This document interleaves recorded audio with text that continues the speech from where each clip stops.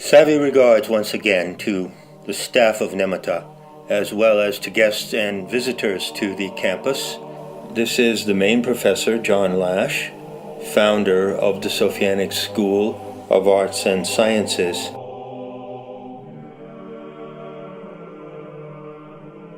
There was never a Russian Revolution. The Bolshevik Revolution was an assault, a genocidal assault on the Russian people, a takeover of the Tsarist regime at the time, and a takeover of the entire country and all the resources of the country, and brought the entire country into ruination and resulted in the deaths of something like 70 million people, according to Solzhenitsyn. I've known that for a long time. Since my teens, I've been really fascinated by the Russian Revolution. And I felt an empathic connection with Russia since my teens. And perhaps it's out of that empathic connection that comes back to me today when I'm reading Fomenko that I can say what I'm going to say now. I am convinced that the psyche of the Russian people, that super ethnos of the Slavic Russian races, with its many sub-races and ethnicities, certainly the greatest super ethnos on the planet Earth. I am convinced that those people underwent a terrible nightmare of harm. That, which is obvious, of course, historically speaking, but I'm talking about at the psychic level, in the soul of the people. And I, today, can feel the soul of the Russian people. And what I feel is that it is haunted and harmed. It is haunted and wounded, and deeply wounded. The identity of the Russian people, their connection with Mother Russia, with the soil of the land. I've often pointed out that the Bolshevik monsters decided to take down Russia at that very moment when the Sophianic mystique was emerging naturally and organically among the Russian people.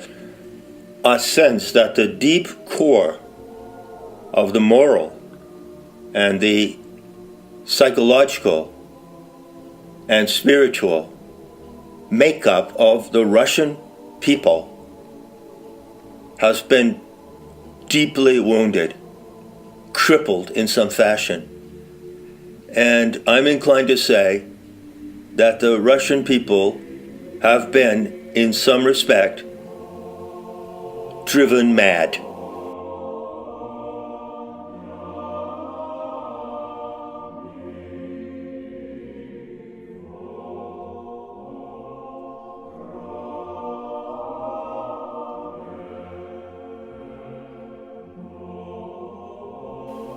You find this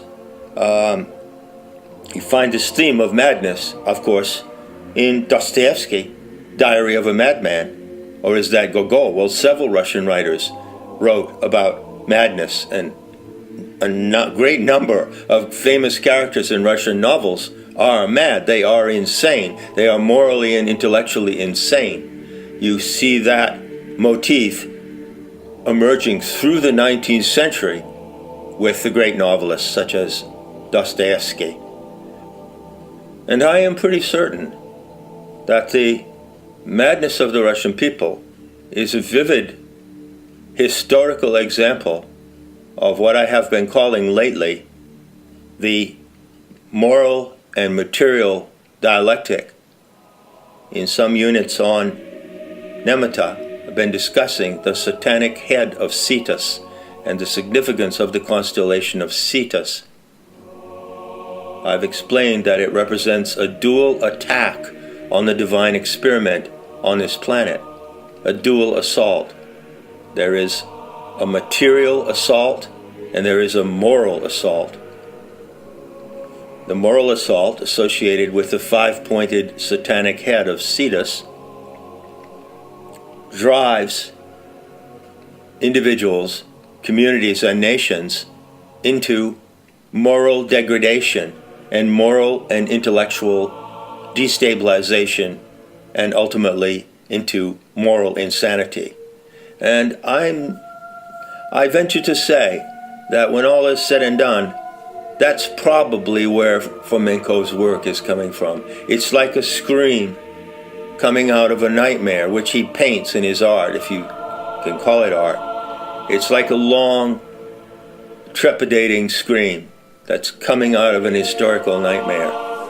And that, if that is so, it would account for the fact that so much of his work is incoherent and nonsensical